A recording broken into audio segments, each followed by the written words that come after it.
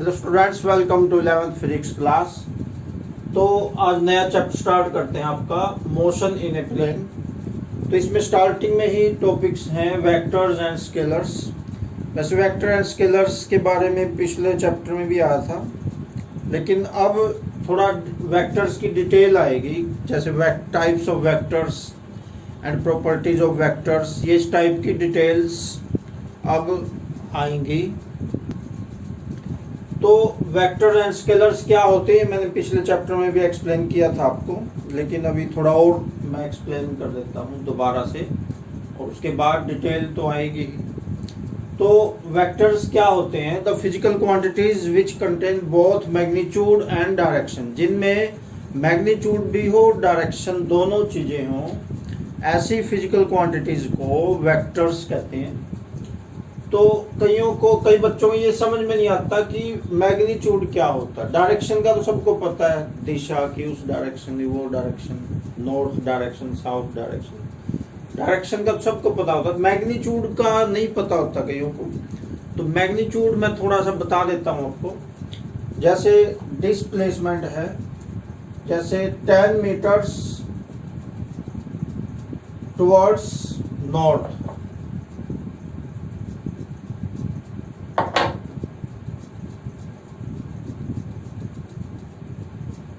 10 metre है north की तरफ। तो ये जो नॉर्थ है तो है डायरेक्शन, और जो 10 मीटर है ये है मैग्नीट्यूड। ये आपको पता होना चाहिए। जैसे वेलोसिटी है 5 मीटर पर सेकंड टुवर्ड्स पानीपत, 5 मीटर पर सेकंड पानीपत की ओर। तो पानीपत की ओर ये तो डायरेक्शन हो गई, और ये मैग्नीट्यूड है 5 मीटर्स पर सेकंड, ये मैग्नीट्यूड है। तो मैग्नीट्यूड आपको समझ में आ गया होगा कि मैग्नीट्यूड होता क्या है। और स्केलर्स क्या होते हैं? स्केलर्स होते हैं ऐसी फिजिकल क्वांटिटीज जिनमें सिर्फ मैग्नीट्यूड हो, डायरेक्शन ना हो। The physical quantities which contain only magnitude and no direction are called scalars. जैसे ये कहते 10 मीटर, तो ये स्केलर हो जाएगा, इसमें डायरेक्शन नहीं बताई। तो इसके एग्जांपल्स हैं, जैसे स्केलर्स के एग्जांपल हैं डिस्टेंस है, जैसे स्पीड, मास, लेंथ, ये सारे के सारे स्केलर्स होते हैं। और वेक्टर्स होते हैं जैसे वेलोसिटी, फोर्स, एक्सेलरेशन, डिस्प्लेसमेंट, ये होते हैं वेक्टर्स। जैसे अगर सिर्फ 10 मीटर कहें तो ये स्केलर है, डिस्टेंस होगी 10 मीटर। और अगर कहें 10 मीटर टुवर्ड्स नॉर्थ, तो ये वेक्टर बन गया। अब इसका नाम चेंज हो जाएगा, अब इसका नाम बन जाएगा डिस्प्लेसमेंट। अगर सिर्फ 10 मीटर कहें तो ये डिस्टेंस है। अगर कहें 10 मीटर टुवर्ड्स नॉर्थ, फिर ये होगी डिस्प्लेसमेंट।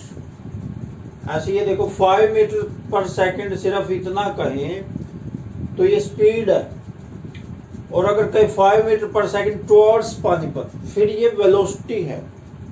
डायरेक्शन भी दे दी तो वो वेलोसिटी, और अगर डायरेक्शन नहीं दी, सिर्फ मैग्नीट्यूड दिया, तो वो स्पीड। अगर नेक्स्ट देखो symbolic representation of vector quantities. तो वेक्टर क्वांटिटी को ऐसे ऊपर एरो द्वारा लिखते हैं, जैसे वेक्टर ए, इसको बोलेंगे वेक्टर ए। जैसे ये है, ये तो है सिंपल बी, लेकिन इसके ऊपर एरो लगाएंगे तो अब बोलेंगे इसको वेक्टर बी। जैसे ये है पी क्यू डिस्टेंस, इसको तो सिंपल पी क्यू बोलेंगे, लेकिन अगर ऊपर एरो लगा दें तो अब इसको बोलेंगे वेक्टर पी क्यू। अब ये डिस्प्लेसमेंट बन जाएगी, अब डिस्टेंस नहीं रहेगी। तो इस प्रकार से वेक्टर को एरो द्वारा रिप्रेजेंट करते हैं। आगे नेक्स्ट देखो ज्योमेट्रिकल रिप्रेजेंटेशन ऑफ वेक्टर्स। तो वेक्टर को ज्योमेट्रिकली एक ऐसे स्ट्रेट लाइन से रिप्रेजेंट करते हैं, और एरो के साथ। ये जो लेंथ ऑफ लाइन है ये तो मैग्नीट्यूड को बताती है, और जो एरो की डायरेक्शन है वो डायरेक्शन को बताती है। तो जहाँ से लाइन स्टार्ट होती है, ये वाली, इसको तो कहते हैं टेल या ओरिजिन, इसको कहते हैं टेल ऑफ वेक्टर या ओरिजिन ऑफ वेक्टर। और ये जो एरो है, इसको जहाँ से ये एरो है इसको कहते हैं हेड और टिप ऑफ द वेक्टर, इसको कहते हैं हेड या टिप ऑफ वेक्टर। तो जैसे 40 न्यूटन फोर्स को रिप्रेजेंट करना है तो ऐसे कर लेंगे। अब 10 newton is equal to 1 centimetre, ये स्केल हम मान लेंगे अपनी तरफ से, 10 न्यूटन 1 सेंटीमीटर। तो 40 न्यूटन को रिप्रेजेंट करना है तो 4 सेंटीमीटर लंबी लेंथ लेंगे, 4 सेंटीमीटर लंबी लेंथ लेंगे तो वो हो जाएगा 40 न्यूटन फोर्स। ये जो स्केल अजूम की है ये अपने हाथ में है। 5 न्यूटन अगर मानते हैं, 1 सेंटीमीटर 5 न्यूटन के बराबर मानते हैं तो 40 न्यूटन के लिए 8 सेंटीमीटर लंबी लाइन खींचनी पड़ेगी। तो ये है geometrical representation of vector quantity. तो नेक्स्ट है टाइप्स ऑफ वेक्टर्स। तो वेक्टर्स बहुत टाइप के होते हैं, ये आपको सीखना जरूरी है। यही जो वेक्टर्स आपको पढ़ाए जा रहे हैं ये 12वीं क्लास में मैथ में भी काम आएंगे। ये टॉपिक्स, ये सारा टॉपिक 12वीं क्लास में भी काम आएगा। तो देखो इक्वल वेक्टर्स होते हैं जिनका मैग्नीट्यूड और डायरेक्शन दोनों सेम हो। जैसे ये है, ये वेक्टर ए है और ये वेक्टर बी है, तो दोनों का मैग्नीट्यूड भी सेम है। मैग्नीट्यूड लेंथ द्वारा, एरो की लेंथ जो होती है वो मैग्नीट्यूड को शो करती है, और डायरेक्शन, ये एरो है जो डायरेक्शन को शो करता है। तो ए और बी की डायरेक्शन भी सेम है, मैग्नीट्यूड भी सेम है, तो हम कहेंगे vector A is equal to vector B, equal vectors इनको कहेंगे। नेक्स्ट है अनइक्वल वेक्टर्स। अनइक्वल वेक्टर्स क्या होते हैं? अनइक्वल वेक्टर्स होते हैं जिनका मैग्नीट्यूड अलग अलग हो या डायरेक्शन अलग अलग हो या दोनों ही अलग अलग हो। जैसे ये है, ये देखो, ये वेक्टर ए है, मान लो ये वेक्टर बी है, मैग्नीट्यूड भी डायरेक्शन दोनों भी अलग अलग हैं। अगर एक भी अलग हो गया, मैग्नीट्यूड अकेला अलग हो गया या डायरेक्शन अकेली अलग हो गई, तो भी अनइक्वल है। और दोनों ये अलग अलग हो गए फिर तो है ही अनइक्वल, फिर तो कोई डाउट ही नहीं। तो हम कहेंगे vector A is not equal to vector B, unequal का निशान इसमें लग जाएगा। नेक्स्ट देखो, नेक्स्ट है पैरेलल वेक्टर्स। पैरेलल वेक्टर्स होते हैं अगर वे एक ही डायरेक्शन में एक्ट करते हों, यानी सेम डायरेक्शन है, मैग्नीट्यूड सेम हो या अलग उससे कोई मतलब नहीं है, डायरेक्शन सेम होनी चाहिए। डायरेक्शन अगर सेम है दोनों वेक्टर्स की तो हम कहेंगे दोनों वेक्टर्स पैरेलल हैं। जैसे ये है, तो हम कह सकते हैं vector A is parallel to vector B, parallel का ही निशान होता है। बिल्कुल आसान से टॉपिक्स है। Next anti parallel. Anti parallel होते हैं जो पैरेलल ना हो, अलग अलग डायरेक्शन हो जिनकी। जैसे ये वेक्टर ए है, ये वेक्टर बी है, अलग अलग डायरेक्शन है, तो कहेंगे vector A is not parallel, not parallel, cut कर दो, नॉट हो जाएगा, not parallel to vector B. तो ये हो गए एंटी पैरेलल वेक्टर्स। अगर नेक्स्ट देखो नेगेटिव वेक्टर्स। नेगेटिव वेक्टर्स होते हैं जिनका मैग्नीट्यूड तो सेम हो लेकिन डायरेक्शन अपोजिट हो। जैसे ये है, ये वेक्टर ए है, ये वेक्टर बी है, इन दोनों का मैग्नीट्यूड तो सेम है, यानी लेंथ तो सेम है एरो की, लेकिन डायरेक्शन अलग है, बिल्कुल अपोजिट डायरेक्शन है, वो उधर जा रहा है, वो इधर जा रहा है, तो इनको नेगेटिव वेक्टर्स कहते हैं। तो ए और बी आपस में नेगेटिव वेक्टर्स हैं, तो ऐसे कह सकते हैं vector A is equal to negative of vector B. Vector A है जो बी का नेगेटिव है, या ऐसे भी कह सकते हैं vector B is equal to negative of vector A. Vector B है जो ए का नेगेटिव है। नेक्स्ट देखो कोलिनियर वेक्टर्स। कोलिनियर वो होते हैं जो एक ही लाइन पे हों। तो ऐसे वेक्टर्स जो एक ही लाइन पे हों या पैरेलल हों, पैरेलल वालों को भी कह सकते हैं। तो कोलिनियर देखो, जैसे ये वेक्टर बी है, ये वेक्टर ए है, तो कोलिनियर है। वेक्टर ए की स्टार्टिंग यहाँ से है, इसका मैग्नीट्यूड यहाँ से काउंट होगा, तो ये कोलिनियर वेक्टर्स हैं। वेक्टर ए की स्टार्टिंग यहाँ से, बी की भी स्टार्टिंग यहाँ से, स्टार्टिंग दोनों की सेम है, तो ए और बी दोनों एक ही लाइन पे हैं, तो ये कोलिनियर है। या पैरेलल लाइन हो, उनको भी कोलिनियर ही कहेंगे। तो इनकी जो डायरेक्शन है वो अपोजिट भी हो सकती है, सेम भी हो सकती है।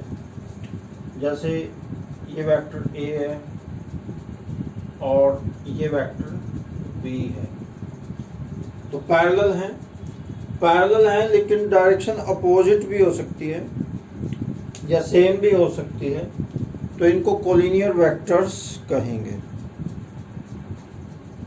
आगे नेक्स्ट देखिए यूनिट वेक्टर। यूनिट वेक्टर होता है जिसका मैग्नीट्यूड यूनिटी हो, यानी ए 1 हो।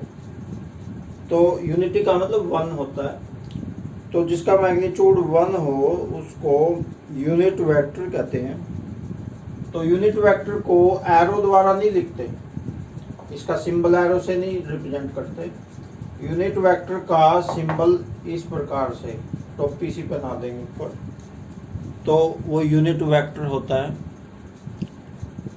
तो यूनिट वेक्टर जो एक्स एक्सिस के साथ यूनिट वेक्टर होगा उसको वेक्टर आई द्वारा लिखते हैं यूनिट वेक्टर। वाई एक्सिस के साथ जो यूनिट वेक्टर होगा उसको जे द्वारा लिखते हैं, ऐसे ये निशान है, वो टोपी बना देंगे ऊपर। और जेड एक्सिस के साथ यूनिट वेक्टर है उसको वेक्टर के द्वारा लिखते हैं, यूनिट वेक्टर के। तो ये होता है यूनिट वेक्टर। नेक्स्ट देखो नल वेक्टर। नल वेक्टर होता है जिसका मैग्नीट्यूड 0 हो। मैग्नीट्यूड ही 0 हो गया तो इसका मतलब कुछ नहीं बचा, वो नाम ही नाम है बस, नल वेक्टर। जीरो वेक्टर भी इसको कहते हैं, नाम ही है। जब मैग्नीट्यूड नहीं रहा तो इसका मतलब कुछ रहा ही नहीं उसमें। जैसे कोई वेक्टर ए है, वेक्टर ए में उसी का ही नेगेटिव जोड़ दें, ऐड कर दें। वेक्टर ए में ए का नेगेटिव ऐड कर दें तो 0 वेक्टर आएगा, नल वेक्टर। बस ये है कि नॉर्मल 0 के ऊपर एरो नहीं लगाते, और नल वेक्टर में अगर 0 है तो उसके ऊपर एरो लगाते हैं, ये होता है नल वेक्टर। नेक्स्ट है को इनिशियल वेक्टर्स। को का मतलब होता है एक समान, इनिशियल का मतलब स्टार्टिंग, जिनका स्टार्टिंग पॉइंट समान हो, एक जगह से ही जो शुरू हो, ऐसे वेक्टर्स को इनिशियल वेक्टर्स कहते हैं। जैसे मान लो वेक्टर ए है, ये वेक्टर बी, ये वेक्टर सी है, ये वेक्टर डी है और ये वेक्टर ई है, तो हम कहेंगे दीज ऑल वेक्टर्स आर को इनिशियल वेक्टर्स। इनके इनिशियल पॉइंट को ओ द्वारा लिखते हैं, दीज आर को इनिशियल वेक्टर्स। तो आज आपने यही करना है, types of vectors. Next video में बहुत ही इम्पोर्टेंट टॉपिक आएगा, लॉज ऑफ वेक्टर। ये लॉज तब तक काम आएंगे जब तक आप फिजिक्स पढ़ोगे। एक्चुअली में 11th में ज़्यादातर चीज़ें ऐसी हैं जो बेसिक हैं, जिनसे बेस स्टार्ट होता है। तो नेक्स्ट लॉज हैं जैसे triangle of vectors, parallelogram law of vectors, ये तब तक काम आएंगे जब तक आप फिजिक्स पढ़ोगे। तो अभी आज इतना ही करना है आपने, और साथ में इन टॉपिक्स को बुक में से भी पढ़ना है। ये वाला पेज है बुक में, ये पेज है 4/1। ये कंप्लीट पढ़ना आपने, इंट्रोडक्शन है, ये इंट्रोडक्शन है, ये कंप्लीट पढ़ना है आपने, टाइम निकाल के आराम से बैठ के पढ़ना है, समझ में आ जाएगा। बिल्कुल सिंपल लैंग्वेज में ये कंप्लीट। टाइम थोड़ा ज़्यादा लगेगा, थोड़ा ज़्यादा टाइम लगाना है, एक सब्जेक्ट पे कम से कम 1 घंटा तो दिया करो रोज़ मिनिमम, तभी आप साइंस चला सकते हैं। अगर 1 घंटे से कम अगर एक टॉपिक को, एक सब्जेक्ट को देंगे तो साइंस नहीं चला सकते, क्योंकि साइंस चलाने के लिए ज़्यादा मेहनत की ज़रूरत पड़ती है और मेमोरी भी ज़्यादा होनी चाहिए, यादाश्त भी ज़्यादा होनी चाहिए। अकेली मेहनत से काम भी नहीं चलेगा। ये देखो, ये है टाइप्स ऑफ वेक्टर्स जो मैंने अभी आपको एक्सप्लेन किए थे, ये वाले सारे, ये टाइप्स ऑफ वेक्टर्स हैं। तो अभी आज आपने इतना ही करना है। Okay, thanks.